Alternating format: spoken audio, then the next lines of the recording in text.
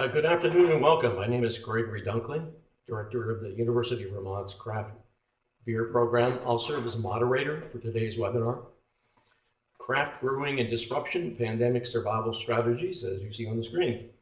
I'd like to welcome our participants to today's webinar, those listening in on YouTube, and especially our three guests, Michelle Forster, Executive Director of the Wyoming Craft Brewers Guild, Chris Kessler, founder of Flannel, located in Essex Junction, Vermont, and Mark McClain, owner of Drop the H Brewing, located in Kansas.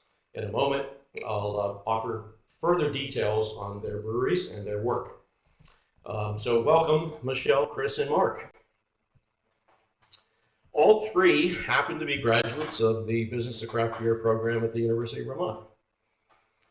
Before we get started with today's webinar, a brief setup to our discussion. COVID-19 has upended all of society, businesses, local community events and activities, schools and colleges, and certainly many of our lives. Small businesses that rely on direct-to-consumer sales have been especially hit. This includes small breweries across the country, with their success over time at building taproom environments serving beer and often food. Yet during this period, that has been badly impacted. Today, we'll discuss with Michelle, Chris, and Mark, we'll examine how COVID-19 has impacted their breweries and states.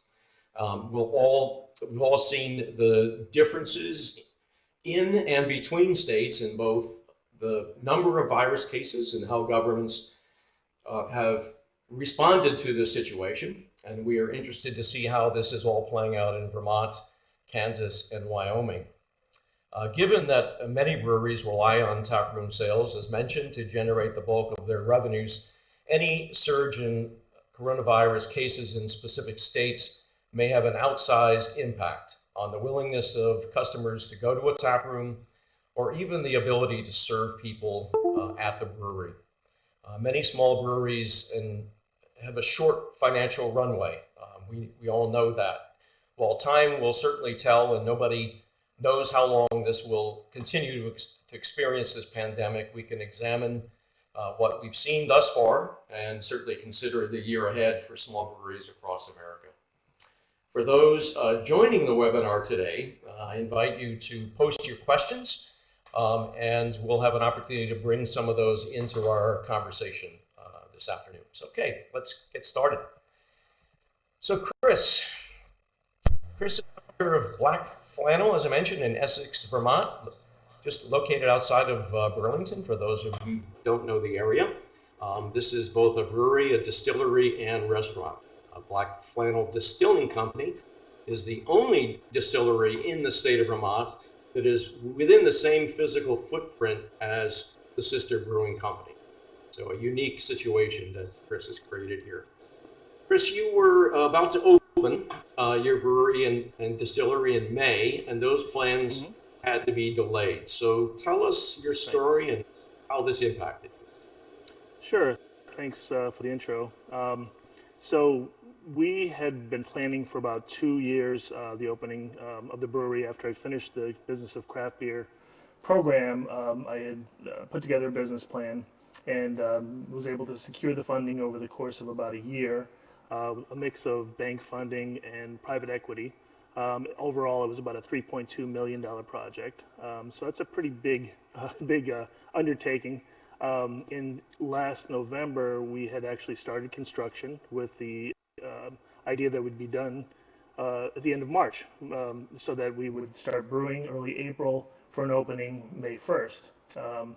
So obviously when COVID hit, that the construction had to stop somewhere around, I think, mid-March. We were about 85% done. So we had to make the decision. We had 10 employees at the time, and we were getting ready to hire for the restaurant, all the front of house staff, bartenders, etc. We have a total of 35 employees now. But we had to put the brakes on shortly and then decide, do we lay people off? Do we try to keep people on with the limited funding that we had left? And obviously, people know at this point, PPP, the government stepped in And we had really good banking relationships. So the day that it was approved and available, we had, within 24 hours, had money in our account to cover payroll for up to 2 more months. And that's pretty much what we needed to bridge operations to opening. And so we looked at the trajectory of where we thought things would open up in the state. And Vermont is very, very progressive in that respect, and people are very good about wearing masks and in public and being safe. So I think we're one of the few states that have seen, a second surge in COVID cases, which has been really good for us. So we kind of planned the trajectory right around July 1st. Things opened up so that restaurants could have 50% occupancy indoors and up to 150 people outside if you have large outdoor spaces. Of course, everything had to be spaced at least 6 to 10 feet apart. And so we had 150 seat occupancy inside, and we were able to space it so that we could take 60 people safely in our restaurant. And we had an outdoor patio where we can seat another 50, and then a beer garden where we could seat another 50 if we need to. So we do full service in the restaurant and in the outdoor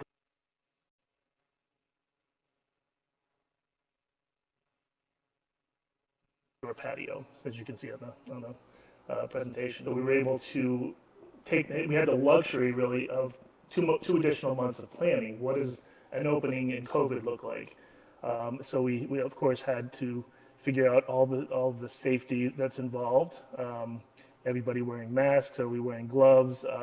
And do you, from a restaurant perspective, I don't come from a service hospitality background, so I had to hire people that would, I could rely on with that expertise, and they were able to say, okay, we're not going to put rolled up napkins with utensils out on the tables until we see people, just little touches like that. So it was a lot of detailed planning for those 2 months, and then by the time we opened, we did a couple of soft openings that were successful, and then we opened up July 2nd for full restaurant service. And we've seen pretty steady traffic and a lot of really good reviews since then, that people feel safe, they love the beer, they love the food. So we're managing to generate a buzz, and so it's been good for us. Hey, Chris, I know some breweries that I've spoken with that opened, and then a week or two later they had to close due to situations in the States. In an odd sort of way, the timing worked out pretty well for you, it seems. It did, yeah. And things like a lot of local restaurants furloughed employees, so we were able to pick up some really talented people for in our kitchen, servers, front of house staff, bartenders. So that worked to our benefit. So it was a lot of skill and planning, but there was definitely some luck involved there as well. How did the state of Vermont assist in relaxing regulations to assist breweries get through this period? There, as far as being able to do curbside pickup, things like that, and actually home delivery, they allowed that for a short period of time, and it's still allowed now. Restaurants were also able to do things like craft cocktails to go. So some restaurants started offering that and saw an uptick in business when they did that.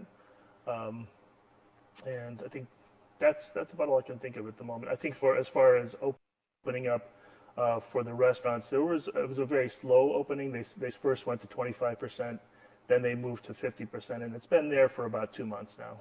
And I don't foresee it opening any further, but that 50% threshold was where we felt comfortable that we could have a sustainable revenue model with 50% opening. Let's bring in Mark McClain, owner of Drop the H Brewing Company, located in Pittsburgh, Kansas. Mark and his wife Kathy hired a team to totally restore Musgrove Garage, from the designing of the building to gutting and rebuilding it. So quite an undertaking here. Today they offer great beer, food, and events. Mark, let's You opened in October, as I understand it, and then you were a few months later having to close things down due to COVID. Tell us how this played out for your team. Yeah, for us it was a real punch in the gut, if you will. We were hitting our stride at the beginning of March. We are not a distributing brewery. We are a brew pub, so that was our focus. And from what I understand, some folks that are actually tap rooms with most of their revenue being generated from off-premise sales, it's actually been a boon for some of them because people are still buying alcohol and consuming it at home instead of going out. So we were in the exact wrong spot in the marketplace for when this hit. For an example, just to give you some metrics, the second week of from the second Saturday in March to the third Saturday, we had a decrease in revenue of about 80%. So that was tough. Fortunately, we were able to pivot after the state closed us. And what Chris was saying about, do you lay people off? Were you able to keep people on? We elected to keep our staff on. I think loyalty is a two-way street. The problem was once the state closed us down for in-house restaurant, in-house dining, there's no work I have for people to do. So at that point, it just became untenable. So we did furlough our staff in the front of the house. And within a day of that closure mandated by the state of Kansas, we were able to pivot very quickly to an on web ordering within one day. We had our website changed to allow for sales purchased online and online pickup, or excuse me, curbside pickup. You talked about the state and what the state did. One good thing that the state did, the alcohol beverage control folks cleaned up a gray zone. So for growlers, for example, and crowlers, if a person orders them on premise, I can sell them. How about if they order them off premise for curbside delivery? Is that legal or not? That's a tough question to try to figure out. And fortunately, the person in charge of our alcohol beverage control department here in Kansas, within I think 2 days, came out with a letter saying, there's a gray zone in the law. I have broad discretionary powers, and I'm going to use them in your favor. Here's my reading of the law.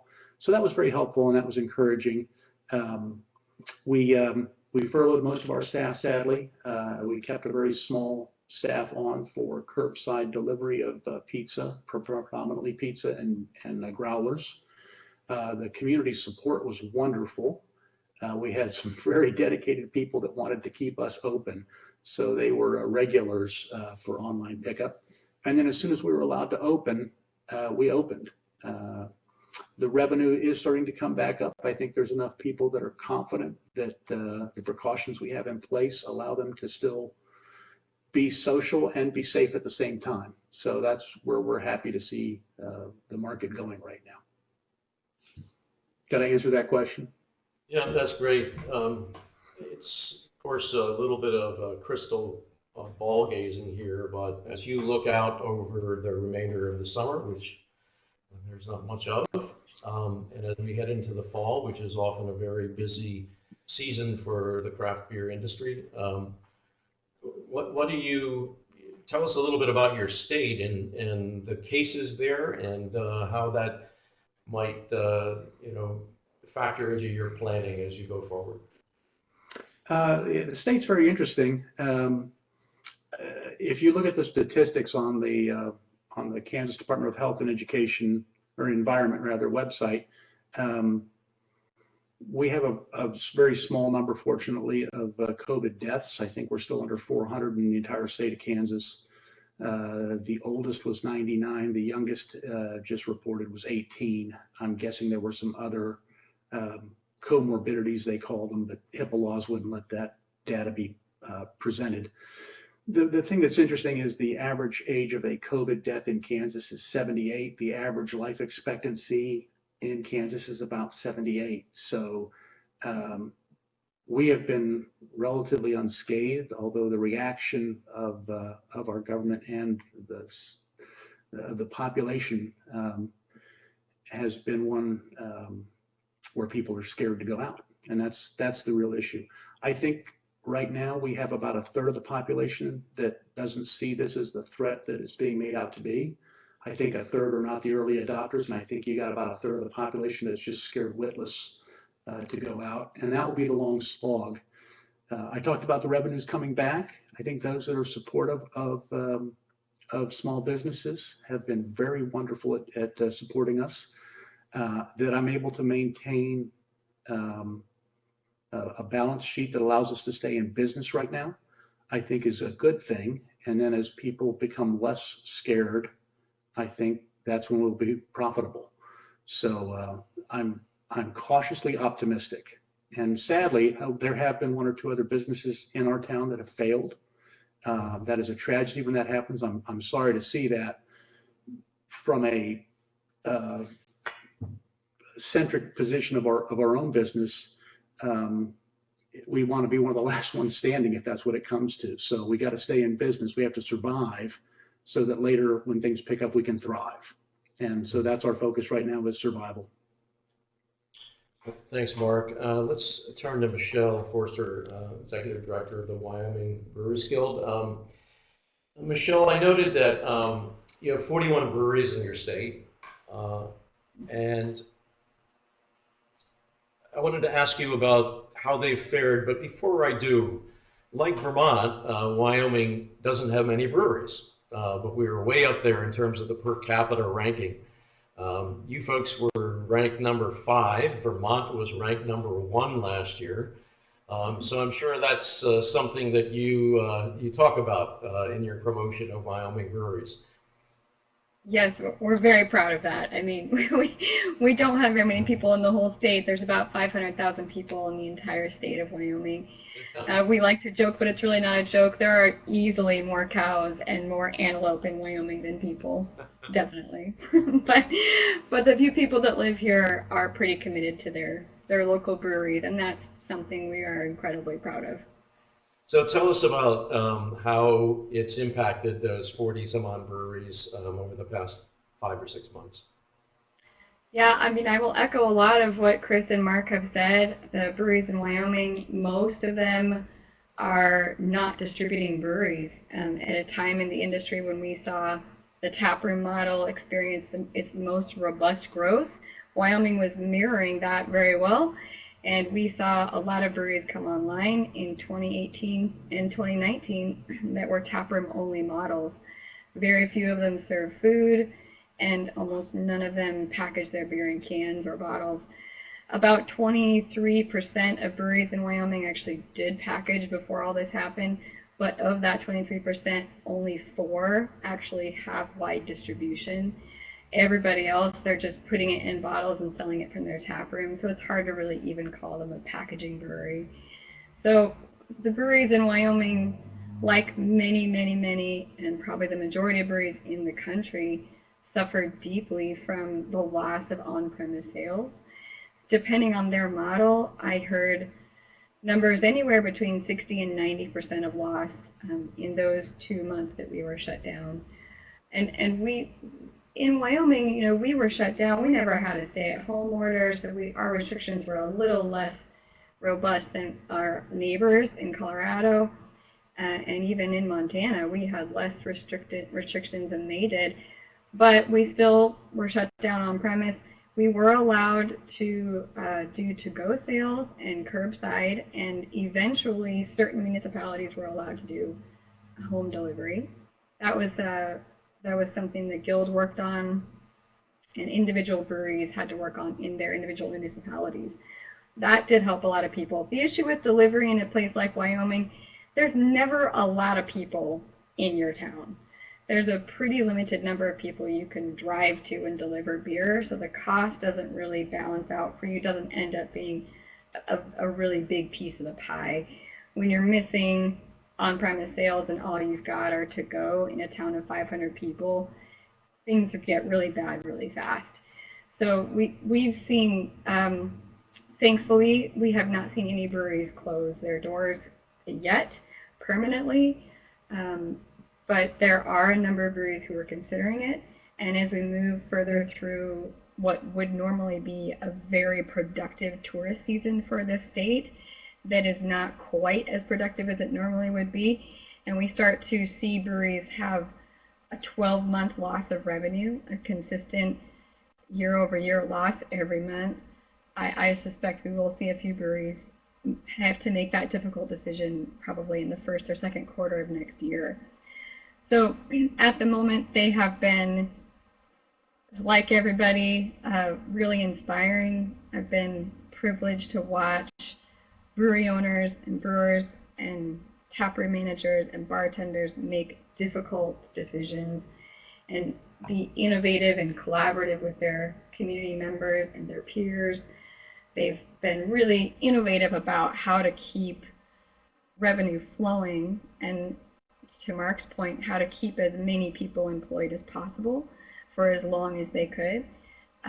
It has brought out some of the best parts of who we are as craft brewers. A crisis like this really shows who we are, what we stand for, and what our values are. It has been such a difficult time, and there's still a lot of emotion in the air related to, the restrictions. Some of the restrictions are difficult, and also both Chris and Mark made this point. Not everybody is comfortable coming out in large groups, so we still are seeing. I was in a tap room last night. On a Monday night, you wouldn't expect it to be busy, but there were 5 people there. There was no more than 5 people there the whole time I was there. And that is a large tap room in a larger town in Wyoming. So this is real. That is going to continue for a while, and brewers are kind of bracing for that particular challenge. Yeah, to that point, Michelle, and even more relevant to Mark, being a brew pub that serves food, restaurants have a hard time with the notion of a decline of 10, 15, 20, 30%. Their margins are often thin as it is, and obviously it's better if you're making and serving beer than the average restaurant, but those are margins that are hard to sustain over a period of time. Each of you, I know, Chris, you have a pretty significant restaurant operation as well. So Mark and Chris, jump in with kind of what your contingency is going forward, assuming that maybe worst case, that there is another shutdown, that cases do spike. What are you looking at? So I think. I guess I'll take that. Oh, Go ahead, Mark. Go ahead, Mark. I was actually hoping you'd jump the gun, Chris. I didn't want to be the first one out there. I don't have a whole lot of good options, honestly, into curbside delivery and to-go orders. We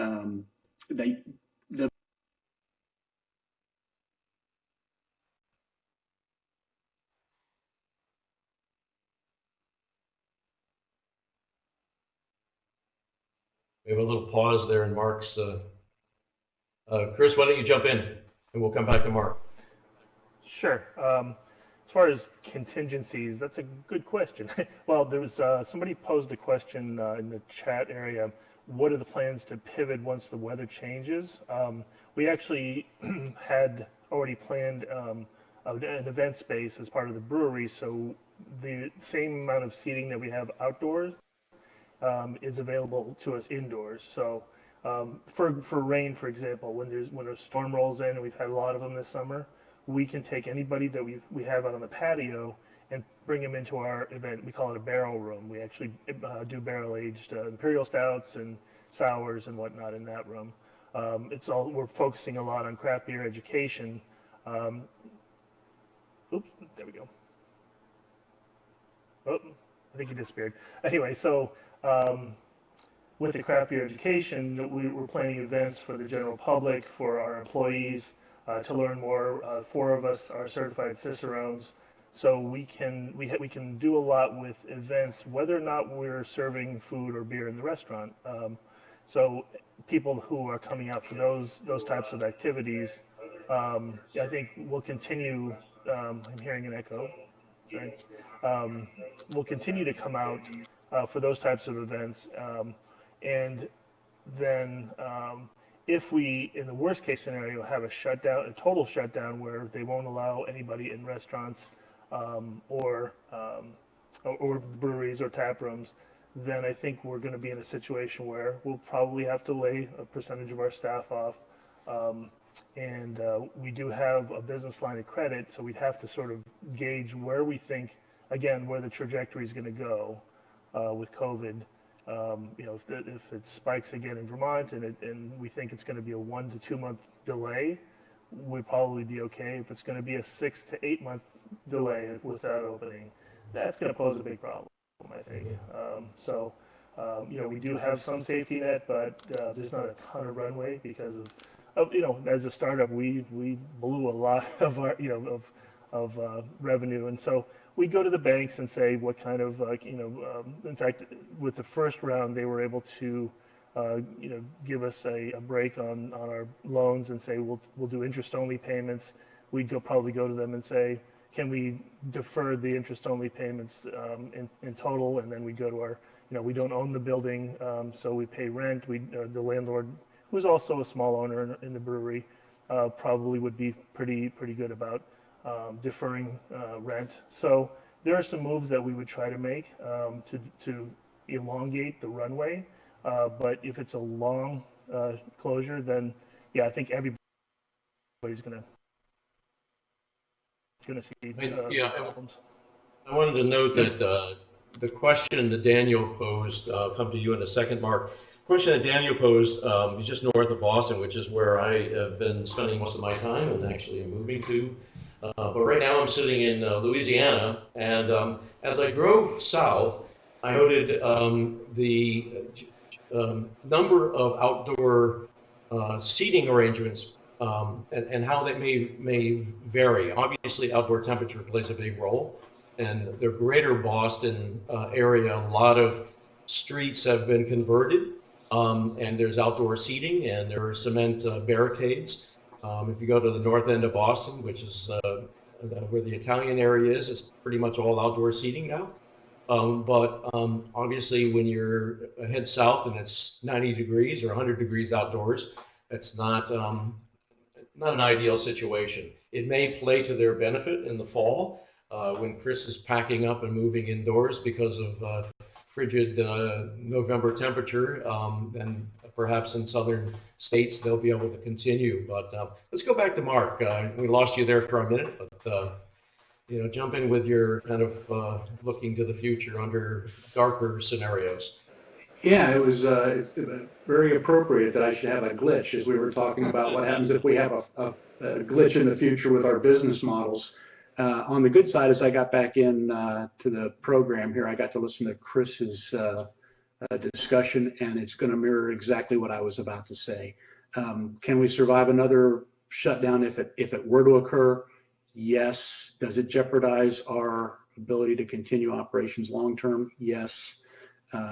Could we sustain a longer version of what we've already gone through? No. So yeah, the finances right now, the big takeaway is right now cash is king. So we've got to do everything we can to preserve cash and capital. And when times are good, which is what we're expecting, we are a small college town. When college comes back in session, we hope to capture a lot of that business along with the local population that has been very supportive of us. And I'm hoping that will put us in a position where we can actually save a little bit of money, anticipating a possible second downturn or some other such. So right now it's all about preserving capital, cutting our expenses to the extent that we can. And I think that's a really tough discussion for a business, and that's probably a great thing to have UVM as a resource. There was a great book out years back from worst to first, talking about the airlines, and Gordon Bethune took Continental Airlines from worst to first. And one of the things he talked about was you can make a product so inexpensive no one wants to buy it. We have to be very careful. You still have to have marketing expenses, et cetera. You can't just roll up into a shell. So that's a real tough balancing act, and it's really hard to try to get your hands on it. And the best thing you can do is look at the data and the educational resources that you've availed yourself of. UVM is a great one. and then make the most informed decision you can for where to spend those very precious and limited resources you have when you're going through something like this. Okay, that's it. Thanks. And Chris, thanks for doing all my work for me. To sort of that point that Mark just touched on, Michelle, are you seeing any changes in sort of the marketing of breweries at this point, or the messaging? Maybe it's more social media with not an outlay of a lot of dollars per se, but what's the message today? Yes, absolutely. I do think breweries who were not doing a lot of marketing before are doing a lot more social media marketing now. That, you know, especially young breweries who didn't have a marketing plan to begin with, who just kind of opened and thought, this will be fun, let's just see how it goes. And there's a lot of breweries like that in the country, and for a long time we were able to do that. But the trend was already against that approach before COVID hit, and now it absolutely is unsustainable. So I'm seeing breweries who were, you know, young and really casual and relaxed about their marketing efforts call me a lot and ask, what can I do? What classes can I take? How can I get more information on how to do this? And, you know, how do we pick it up and do more? And the answer is social media is the least expensive and best return for your investment in this situation, because you can reach a lot of people with small amount of money and minimal effort, and you don't have to employ a separate person on your team to do it. So people are definitely picking up on that, and we do too. The guilds are also picking up on it. You know, part of this conversation, really, I should have mentioned earlier, the state guilds are struggling, deeply struggling, and our own business model and how we function and what our purpose is and how we're going to survive in the future is incredibly in question. And one of the things we've talked a lot about is, as guild directors, we meet relatively frequently throughout the week via Zoom, is we have to start elevating our profile as a nonprofit advocacy organization for the breweries in the country. So one of the things we also need to do is start paying a lot more attention to our marketing campaigns and approaching our marketing a little bit differently, because everything is about to change for us too. Just to follow up, Michelle, in addition to what your breweries are doing on the marketing front, what's the conversation like amongst your members in terms of their next 3 to 4 months and how they're scenario planning? Well, they are obviously hoping for the best. Everybody is hoping that we don't see another shutdown, but we are very aware that with the massive influx of tourists that we've had into Yellowstone National Park, and like the Sturgis rally I mentioned earlier is happening in Sturgis, South Dakota, which is just a few hours from here, and a lot of bikers, thousands and thousands and thousands of bikers travel straight through Wyoming on their way to Sturgis, and then they'll travel on their way back. We are aware that if there is a significant spike in cases as a result of those two major things that are happening in our current climate, that our government may be tempted to shut the certain businesses down again. We're hopeful that they don't. We don't have any indication that they want to do that. Certainly they are as frightened as the rest of us of completely crippling our economy, our fragile economy. But if the cases spike, there's not a lot they can do. So we are hoping that doesn't happen, number one. Number two, in anticipation of something like that, I'm seeing a lot of cash contingency planning, like Mark, I think, mentioned that, and Chris too, that we had to, even when COVID first hit, March 15th, the day that shall live in infamy, when everybody kind of finally shut down and took it seriously, we did cash contingency planning webinars for our members.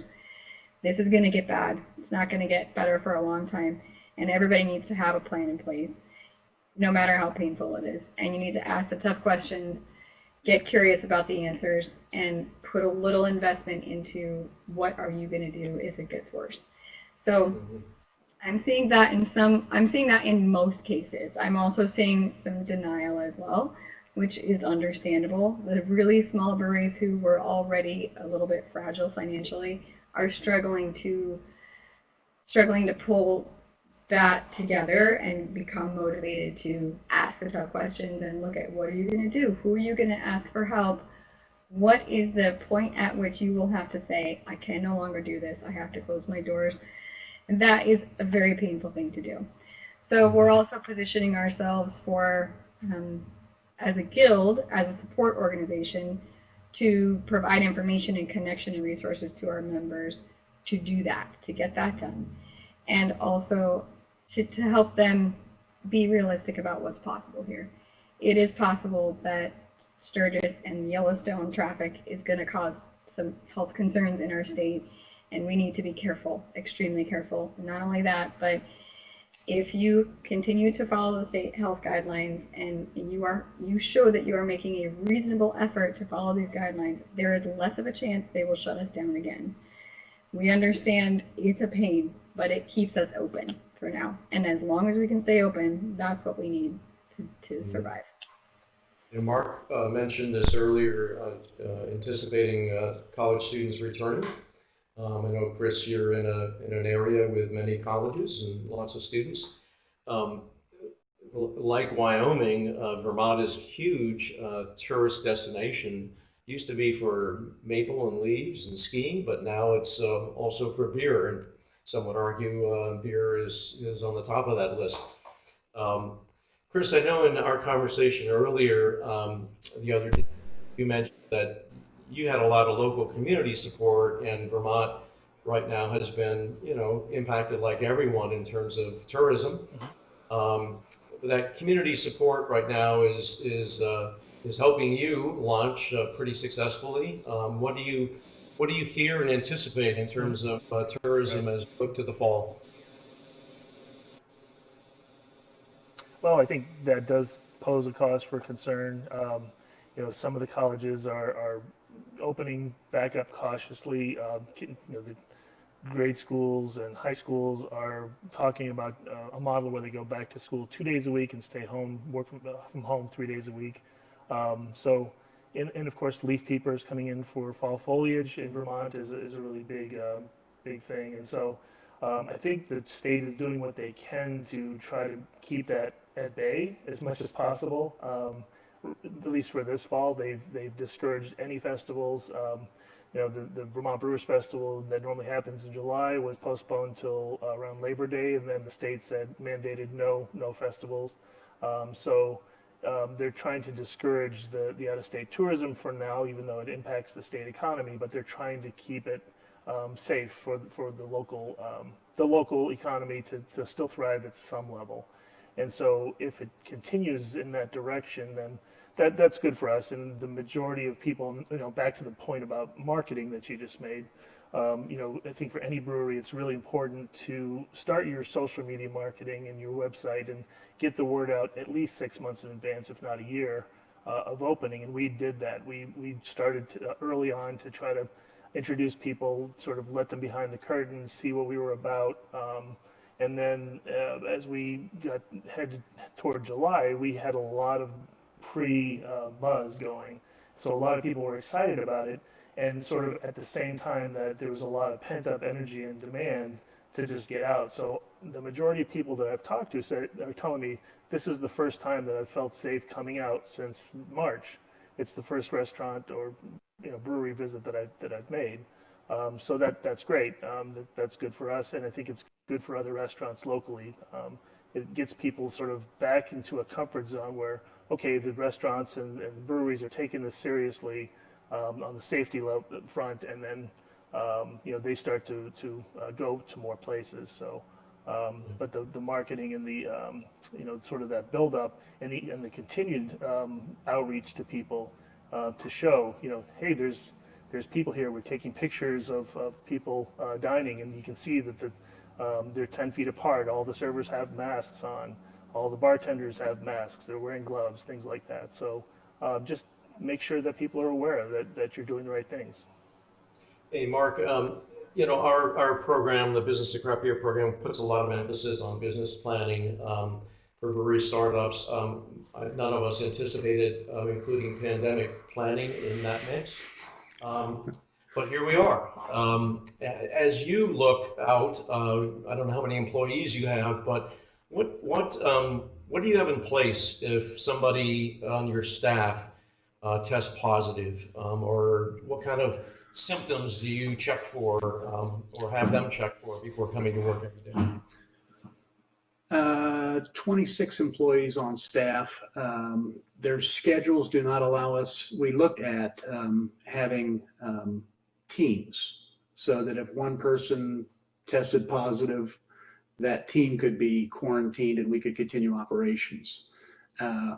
The people that we have working, their schedules don't allow us to have a hard team of people.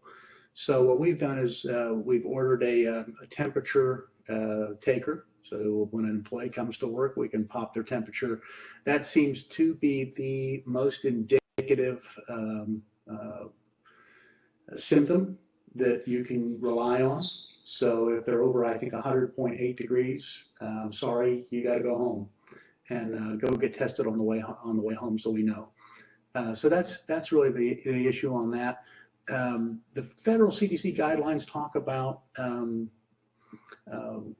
suggestions. They're not mandates. So we need to be able to operate as smart as we can, but not go overboard. And that's that fine line. And I understand the perception being reality. I'll throw at you. Again, I'm an airline pilot by trade. I flew a check ride with a guy that is in his mid to late 30s. He had been quarantined because he had been exposed to the virus. He had the virus. For him, it was a half a day where he didn't feel 100%, and that was it. And I think that's mostly what most people report. So I don't want to make light of it, but I hear people talk about the cases going up. It's the mortality that we should really look at. So in Kansas, again, our governor and our health administrator, the guy in charge, the doctor in charge of KDHE, they love touting the cases having gone up. What they don't show is the mortality is actually going down. So they're changing the bar on what we're measuring. And so I'm a little hesitant to just buy into that logic of, oh my God, cases are going up. Well, I would expect them to go up. The mortality is the part that we should really look at. If you remember back, we were first talking about making sure hospitals didn't get overrun. There have been no overrun hospitals in Kansas, and the death rate has gone down, and the age of your average COVID death tracks the mortality and life expectancy of a person in Kansas. So we will certainly comply. We'll be as smart as we can be, but a lot of this is, I think, an overreaction. And there's one other part that I would like to bring up, and it's a very interesting one. I had one person complain and said, hey, I looked at your social media and people are too close. And I'm like, well, no, they're actually not. And the law does allow people to momentarily pass by. If you're going to the bathroom and you walk within someone's 6-foot bubble, that's not a violation of the social distancing guidelines. So for those that, I get a lot of people that say, hey, I'm really glad to be back in a place that feels somewhat like normal. And other people that are a little frightened. And I say, if you're frightened, then know that we're doing everything we need to do. And we'll be happy to have you back when you're comfortable going back out in public. But I'm not going to make other people suffer because one or two people are not comfortable going back. It's a tough tightrope to walk. Yeah, I bet there's quite, I mean, you see by watching the media, reading the papers, you see quite a bit of difference regionally in that regard. Different parts of the country just sort of see this issue slightly differently. That's not to say that everyone in every state sees it in one particular way. Chris, did you want to jump in with something? Yeah, I just similar to what Mark said about the process for employees when they come in daily. We have a touchless thermometer. They take their temperature. They have a questionnaire that they answer. Everything has to be no, or they have to go home and get tested. We also, there was a case where 2 local breweries in the last month closed down suddenly because one of their employees was exposed directly to somebody who tested COVID positive, and they shut down the entire operation for a few days until that employee was tested and came back negative. And they were actually open again within 3 days, so that was good. And for them, that was a very positive public PR move in closing down. People were really happy that they did that. They thought it was very responsible for them to do that. And other people, I've heard rumors of other restaurants in the area where similar thing, where they had somebody directly exposed to somebody that had tested positive, and it was kept quiet and they remained open. That could turn into a PR nightmare for that company. So what we did was release to all of our employees guidelines, basically that said, we have different cases that we outline. Case one, if one of our employees has close contact with a COVID, and these are based on CDC guidelines, has close contact, and there's a definition of what close contact means, with a COVID positive person, here are the actions we're going to take. Black Flannel closes, employee quarantines, employee and all who have had close contact with that employee get tested. Case two, Black Flannel employee has close contact with a person who has close contact with a COVID positive person, meaning once removed, then we remain open.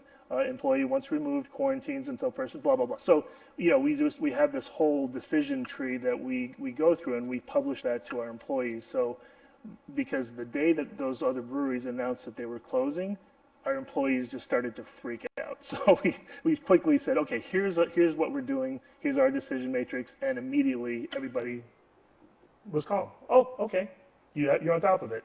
That makes sense. And we like your logic and reasoning.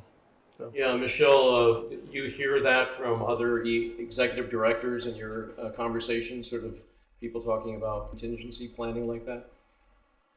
Yeah, absolutely. We talked about it pretty early on that when we do finally get to reopen, how are we going to restructure those plans or structure those plans? And a lot of times this is one of those things where we lean heavily on each other. And there's no need to reinvent the wheel. If a number of neighboring breweries have a great plan they're willing to share, we've shared them and been really open about it. And there's only been one brewery in the state of Wyoming who had a kitchen staff member test positive, and a number of other members had been at a gathering with that person, so they chose to close down their tap room in their brewery. It was in Jackson Hole, so it was a town of high traffic, and for them, that made all the sense in the world, and to Chris's point, they received a lot of positive feedback from the community as a result. So anyway, back to your point, all of our breweries have some kind of plan, some kind of contingency plan about what happens when, and what happens depending on if a person has been exposed, or if they've actually tested positive, or if they've traveled to a certain region that has increasing cases. Everybody has a plan. Only a few of them have had to enact their plan. Our caseload is relatively low. Per capita, we have a pretty low count. But, we have to have these plans for all the reasons already mentioned, but especially because of the tourist influx. Yeah, it's the way we work. I've had so many conversations with people who work for different size organizations or companies, and they believe that we'll never go back to all these people going into office buildings because we're working very effectively remotely. And there's probably an element of that, certainly not for restaurants or the business that you folks run. You depend upon people being on site. But to sort of that point, how has this whole situation, experience changed the way we think about things? I'm specifically thinking about states. They've loosened up distribution laws. They've made it easier for people to do breweries to sell products, particularly beer, sometimes along with food off-site. They've allowed home distribution. Are you hearing anything that's might be long-term, that states might just relax and realize that all of these, worst case, letting people do things, that were restricted before just will become common practices going forward? What are you hearing out there? Yeah, I am absolutely hearing that. I am hearing certain states allowing or extending the allowance of home delivery from breweries, which in many places that was illegal because you couldn't deliver from a manufacturer, but now many places you can. And there's also quite a lot of conversation around direct-to-consumer shipping. In most states, you can't directly ship beer to a consumer or across state lines, but there's a lot of conversation about that, even at the federal level. That is probably an ongoing conversation that will probably change the shape of how we draw revenue into our breweries. And there was a question in the chat about distribution and changes in distribution, and I just want to punt that one, if you don't mind, really quickly, that I think it is very unlikely we would see any significant changes to the three-tier system at the federal level. It's historically been something the federal government would prefer states regulate, but I will say that state by state, we probably will see some reforms to franchise laws and the way that people interact with distributors. This is something that state guilds have been fighting and working on a long time, but I'm getting the feeling from some of my legislators that, hey, this is a tough year. We need Wyoming businesses to survive. And when the session happens, when the session comes up in January, this might be the year you ask for favors that you've been holding onto. This might be the year we talk about things we weren't willing to talk about before. There's no guarantee. This is a long process. This kind of franchise law reform, distribution reform is long and complicated, and there are a lot of people who stand to lose a lot by any kind of reform. So it takes time, but we might see, as just a beacon of hope, the upcoming legislative sessions in our respective states, we may see some more willingness to hear what's better for brewers now, because they're struggling so much, because the industry is changing so much, and they represent a significant piece of the economic impact in many states, a significant piece of the small business ethos and foundation in many states are taprooms, breweries, and brew pubs. Yeah. You know, it's hard sometimes when you're in the midst of something like this to be able to see lightness and opportunity. But I have to say that in the last couple of months, I've had more conversations with people who are considering and in fact are enrolling in our program at the University of Vermont. That to me, the conversation repeatedly is, at some point, this is going to, we're going to be beyond this. And it may not be a year or more before I open my brewery or my brew pub, but I want to plan for the future. And I know that the craft industry is here to stay. And obviously it's, can we hang on? But what are you seeing? You know, there's got to be optimism out there somewhere, and you're probably hearing it from some of your colleagues in your states. Go ahead. Yeah. Well, Yeah, Mike. Yeah. okay, Go real ahead. quickly, I was just gonna say, I saw that chat come up about, is there opportunity? Is there a rainbow at the end? I think so. I think if the rest of the country would follow Wyoming's lead and have that per capita brew pub ratio, there's still room for growth. I think if someone was planning on opening a brew pub or brewery in the near future, sadly, there are going to be places that are going to fail because they're not capitalized and their business model is not sustainable where they're at. And once you get too far behind the curve, they may not be able to recover. So there might be a very good market for used equipment, et cetera, which is going to lower your capital required to enter into the marketplace. So for some people, the timing has been horrible. For some people, the timing is going to be great in the near future. So I think that is something that that some folks are going to have to look forward to. Okay, I'm off now. Good point. I think that our business model was based on, you know, the growth, biggest growth in the industry is in the local neighborhood tap room. And so we didn't want to get into being a distribution production brewery. We do have the ability to do, in Vermont, you're allowed to set up your own distributorship, and then, you know, you as a separate company, you can drive the beer right over to other retailers. And so you don't lose the margin in that respect, so that's good. I don't know nationally what's going to happen there, or if they'll allow that. Just across the board, as Michelle mentioned, I think there's too many people that have their hand in the pie where that's going to be hard to change long term. But I think after, if there's, you know, post-COVID, people are still going to be wanting to, just really happy to be free of it and want to get out.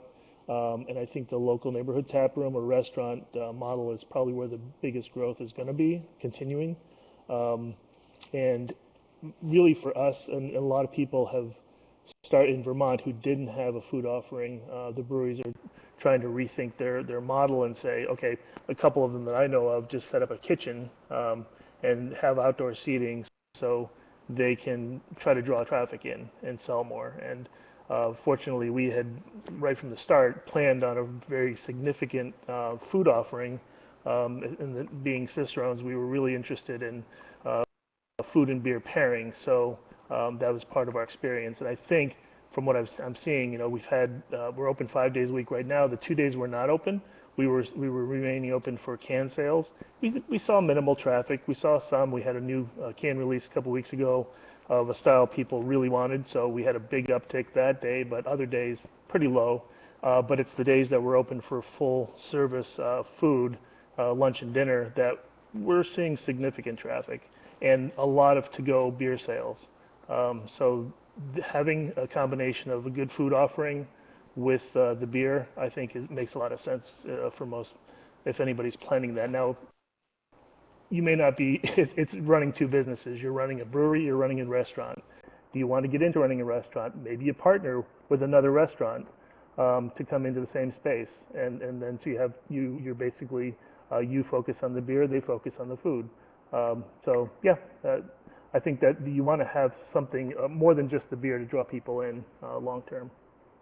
Michelle, quickly, you get the last word. Oh, Last great, parting thanks.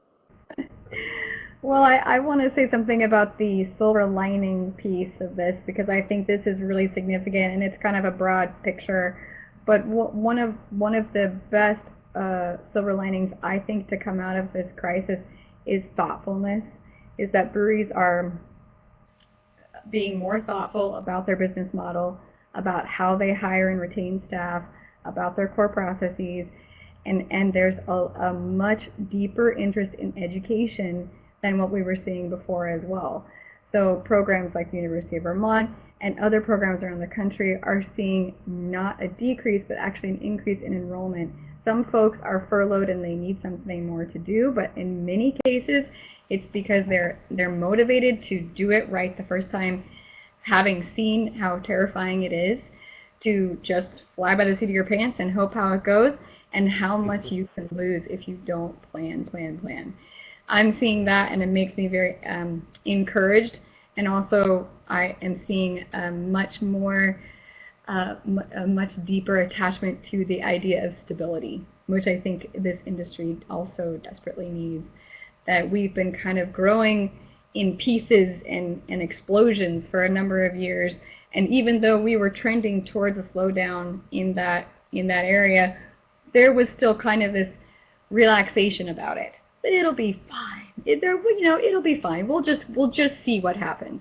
But more and more, the industry is saying we're not going to do the we'll see what happens anymore. We're going to fight for stability. We want to be thoughtful about who we are, why we exist, what our values are, and what we want this industry and our business to look like in 5 or 10 years. That thoughtfulness, that extreme attention, to me, is one of the best things to come out of a crisis like this. Well, if I didn't know better, I'd think you were an executive director of a brewery somewhere in this country. Great summary. I'd like to thank Michelle, Chris, and Mark for spirited, relevant discussion today. These are trying times, and people fall on many sides of these contentious issues. The industry has always been renowned for its collegial and collaborative spirit, and I trust this will remain the case going forward, as you've all mentioned today. I'd like to also thank those who joined and offered your excellent questions and thoughts. Thanks again, everybody, and don't forget, drink local beer. Take care. Cheers. Thank you.